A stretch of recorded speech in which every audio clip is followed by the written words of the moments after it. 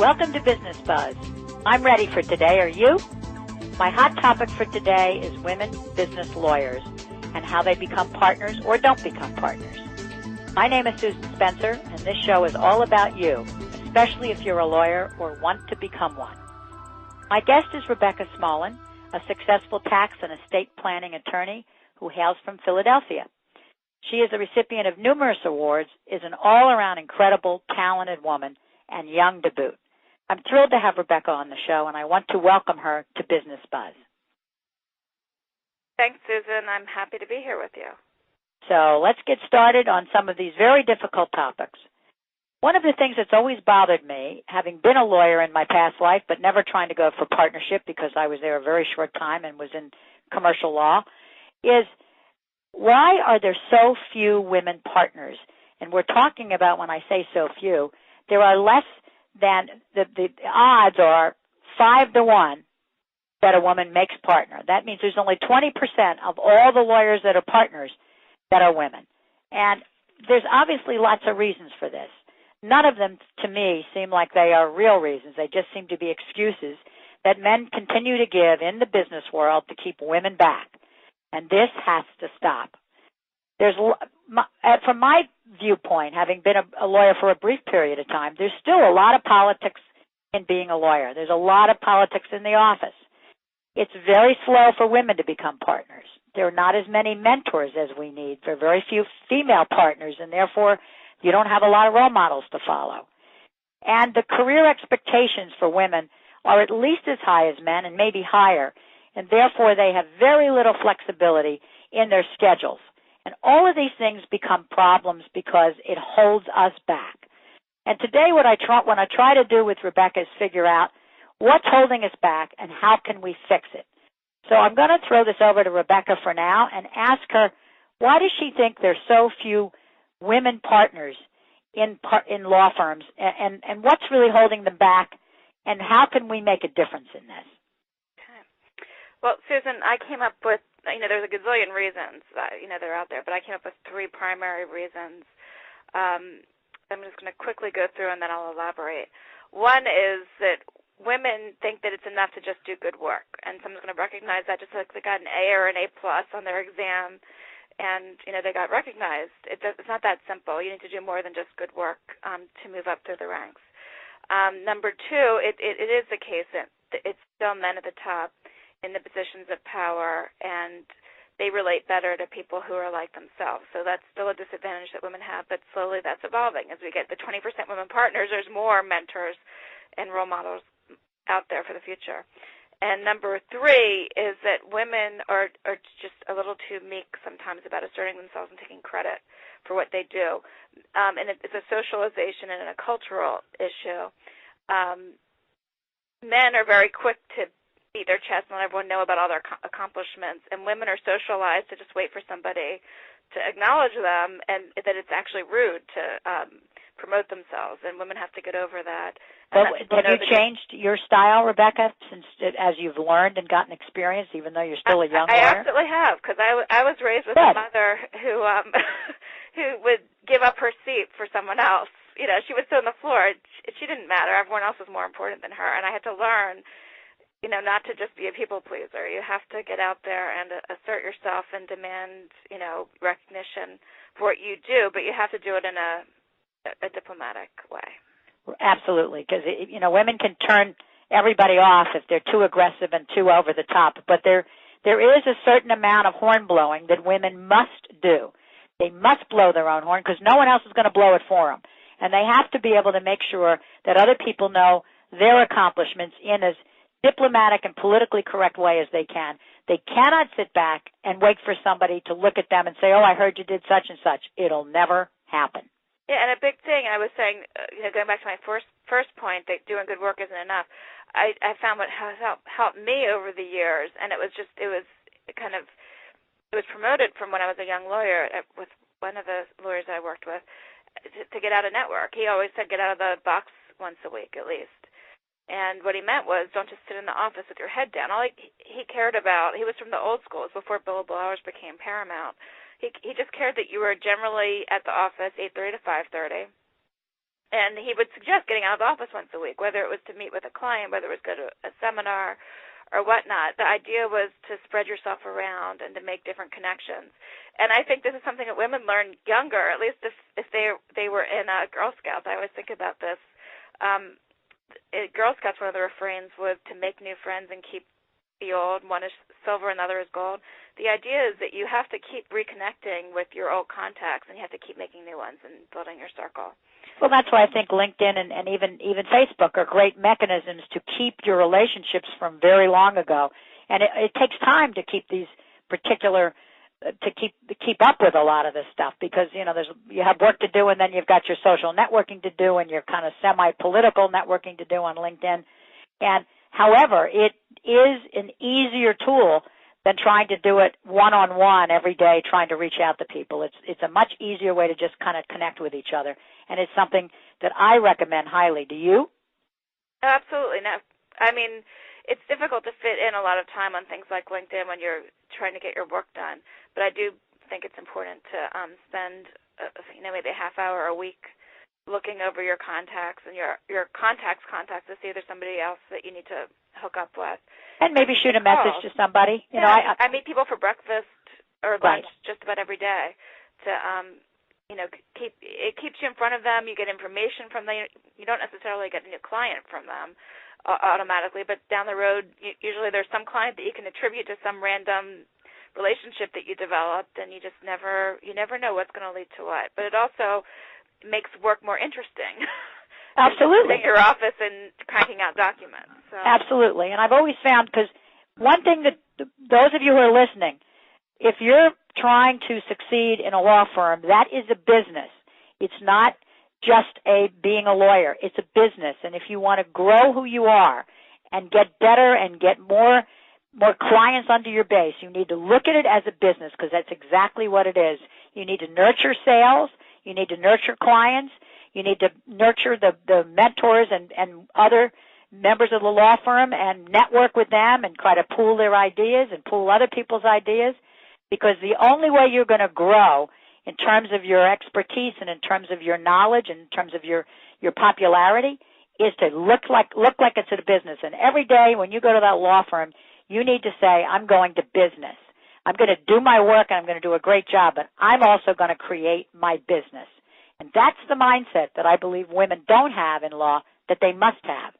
They expect if they do a good job, somebody will recognize them, and it doesn't work that way. Everybody has to create their own path. If you look up, you realize that nobody else is on someone else's coattails anymore. You look up at the lawyers. When I look back at my own career, the lawyers I worked with when I was younger were in their 50s usually, and they weren't working for someone else at that point, and they hadn't necessarily been working for someone else over the last 10 years. They really ultimately forged their own path, and that's what we all have to do at some point after we become a partner. And you have to be be gearing up for that your whole career.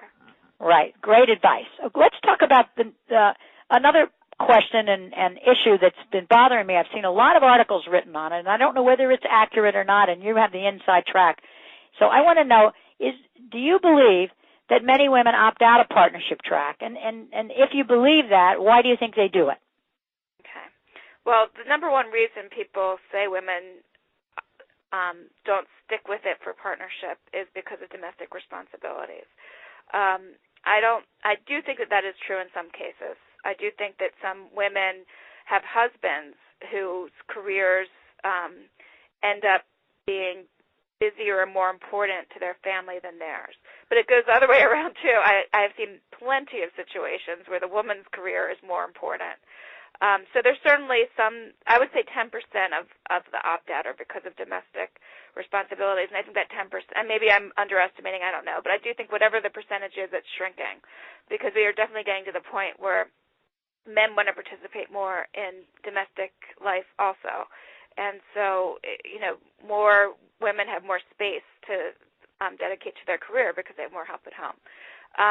But my theory on juggling domestic responsibilities and being a successful lawyer is that men have always had time to play golf and have extracurricular activities in their personal life, whatever they might be, sport, right, other women, whatever. Right. and they don't work all the time.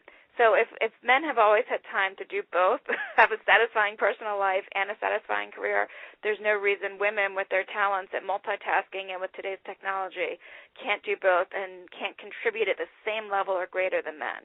Unfortunately, there's biases.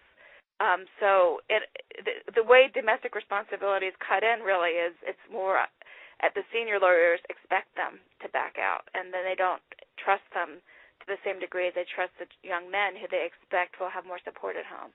So that's how I see it entering the picture. Well, how can you make the senior partners comfortable that in fact you've got this handled? And I know you have a son.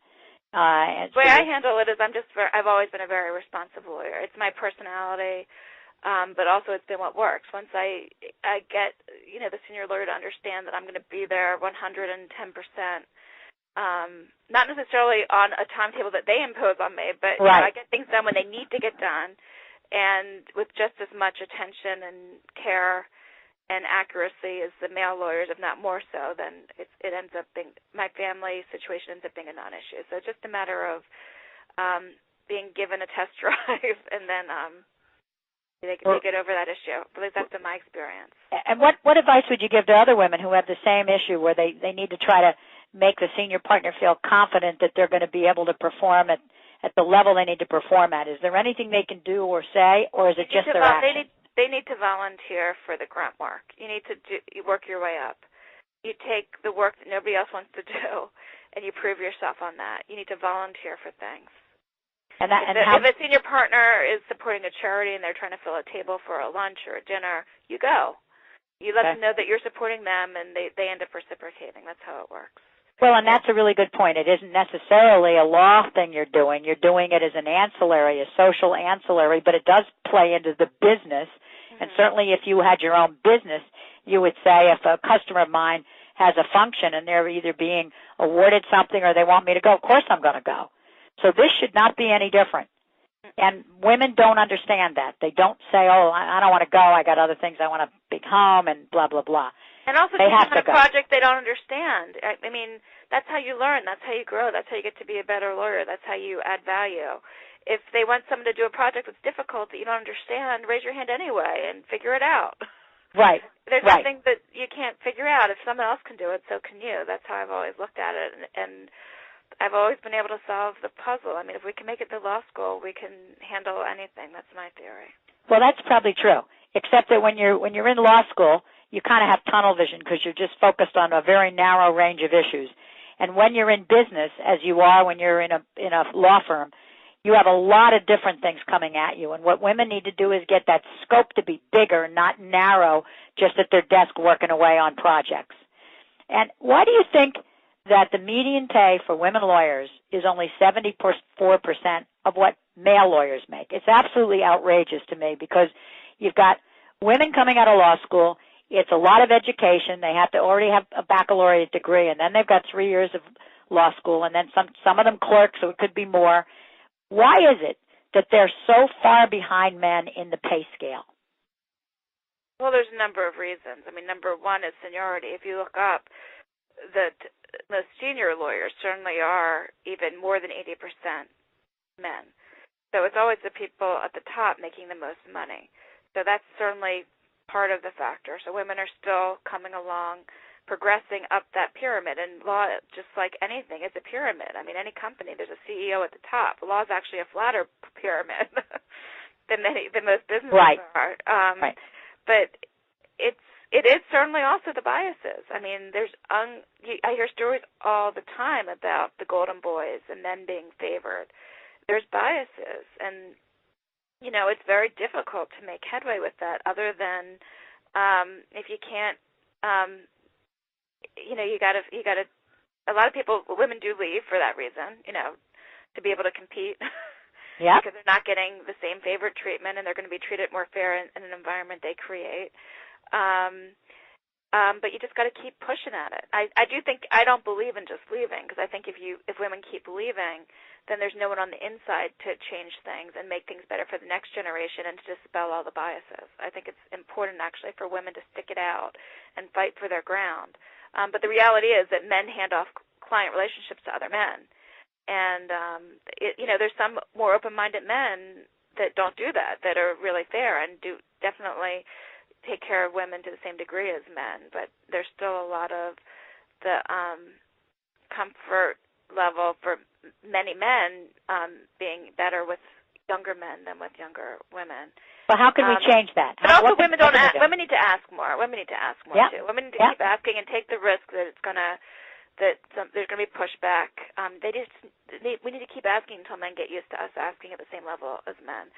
I remember at other firms I was at, a woman who was older, didn't have as much work as a associate in her group, who was a male associate who was younger, and the partner said to her, "He's always at my door asking for work." You're not. Women need to be assertive, and it's the same thing with clients. You always see stories about general counsel saying men are always approaching them. Women general counsel say men feel entitled to work from me. Women don't pursue it. You need to ask for work from clients. You need to ask for work from senior partners. You need to ask for origination credit from senior partners on the matters you work on. Worst they can do is say no. I mean, you don't want to make a fight over it, but you need to keep asking. Yeah, well, I think, you don't have to be a pest. But you need to be assertive, and assertive meaning that you have enough self-confidence and strength in yourself and strength in your skill set to say, I'd like to try that, or I'd like you to see could I have this client, or can I work with this one? I think I've got the right skill set for that. I think our personalities would mesh great. And as you've articulated so well, asking, you must ask. If you don't ask, like in anything, if you don't ask for a pay raise, are you ever going to get it? No. If you don't ask to get new clients or have one of the partners handle some business to you, are you going to get it? No. So women have to learn how to ask. It absolutely is black and white. You must learn how to ask in whatever you're doing. And don't be afraid of rejection. Keep coming back. That's what men do. They keep knocking on the door. And they learned it when they were younger. They learned it when they were dating. They did. When they were asking women to marry them. I'm still waiting. We'll know that things are better course when women start asking men to marry them. Right. And one of the things is kind of, I want to kind of sum up where we are, but there's one thing that sticks on my mind as to what women can do to show that there's a difference. Women have different leadership styles than men, completely different. And some of them are really, really good for the kind of occupation that you're in, which is being a lawyer. The people skills, the ability to communicate better, the ability to have more empathy, especially in the area of where you are, which is wills and trusts and tax. I mean, there's a lot of empathy that can go into this equation. I think that women need to show those skills more and more and more. What do you think? I think it helps. I mean, I definitely think it helps. But it helps you manage address the client's needs to understand where they're coming from. I think that's where it helps more than anything else.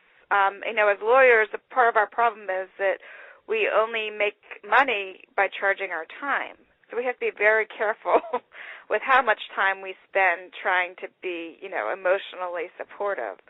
Well, that's true, but if you're bringing a client along and they don't really know you and they seem extremely needy, it might be worth the expenditure of your time off the clock. Not every client, right, but building a relationship. Right. Absolutely. And there's plenty of time I put down for clients, like widows who are who've lost somebody suddenly. There's a lot of emotional time, and I do end up not putting down time as I'm establishing the relationship and talking to them to understand their background personally. Absolutely, and I'm sure that I'm not sure. I'm pretty confident that I have an upper hand compared with men, making both men and women feel comfortable with me, knowing that they're safe, that I'm not judging them, and I'm there for them, and they can tell me anything. Right, and once they're able to bare their soul to you, then they'll be very loyal, and they know, and you can say to them, and I don't know if you've ever said it, you probably have, I'm not going to bill you for this time.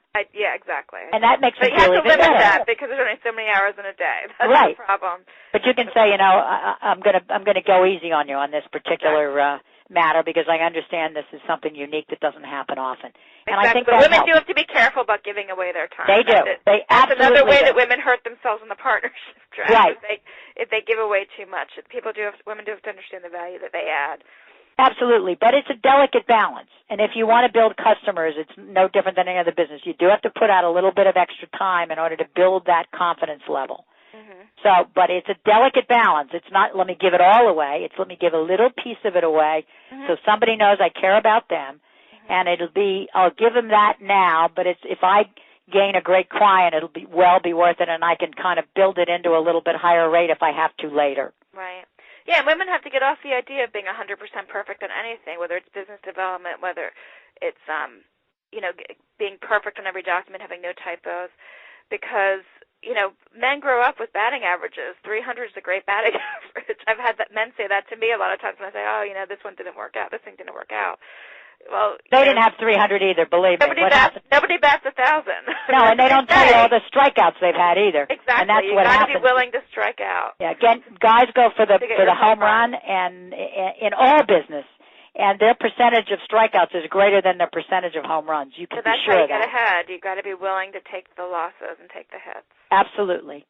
Well, thank you so much for sharing your knowledge and expertise about women lawyers and what strategies they need to beat the odds, and that's our goal. Let's beat the odds. Let's move this can down the road. We need to keep trying. We need to keep asking for opportunities. We need to keep pushing and making sure that we don't accept nothing. We must be able to ask for it, and in a law firm, if you don't push and you don't ask and you don't work with a lot of mentors and you don't go out and try to develop your own customers, you will be one of the bad statistics that's at the back of the road. All of those of you who've hung in today, here's your takeaway.